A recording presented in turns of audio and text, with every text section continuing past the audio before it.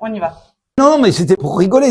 Mais ouais. Et tu voulais parler de quoi? Mais vas-y. J'aime bien demander aux gens quels étaient leurs rêves quand ils étaient petits. Qu'est-ce que tu voulais faire quand tu étais enfant? On parlait du fait d'être comme un enfant avec les gens qui ont des postes ou quoi, des PDG, tu vois, avec leur sérieux, etc. En fait, ils sont dans le jeu. Ils sont dans le jeu parce qu'en fait, c'est ce qu'ils sont. Ils font pas semblant. Une des clés d'entrée souvent dans le coaching, c'est il faut que je trouve ma voie. Souvent, ces gens viennent avec ça. Je sais plus où j'en suis, j'ai fait un burn-out, etc. Comment je trouve ma voie? Ok. C'était quoi que tu voulais faire quand tu étais enfant? Et les jeux auxquels tu jouais quand tu étais enfant, en général, ils en disent énormément sur toi. Il y avait quand même ce côté de c'est sérieux. Mais quand tu es encore tout jeune, tu es encore dans quelque chose de léger. Et j'aime ce côté légèreté. Et il faut garder ça, ce truc de je continue à jouer. J'ai toujours eu le sentiment de faire semblant. Et on m'a dit, ah mais Amélie, ça c'est parce que tu as le syndrome de l'imposteur. Peut-être, c'est possible. Mais j'ai toujours eu l'impression de faire semblant d'être maman. Pourtant, j'ai des enfants. De faire semblant d'être épouse. Je suis mariée depuis plus de 20 ans. Hein. Quand tu dis faire semblant de jouer le jeu.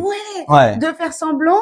Ah, j'adore jouer à la chef d'entreprise. De faire semblant d'être la coach. Pourtant, à chaque fois, je vois les résultats et je me dis, wow, comme si c'était pas toi. C'est drôle parce que ça répond à un truc. C'est un mec qui doit jouer Hamlet. Le mec, il joue Hamlet, donc il met le costume d'Hamlet et il rentre sur scène et il devient Hamlet.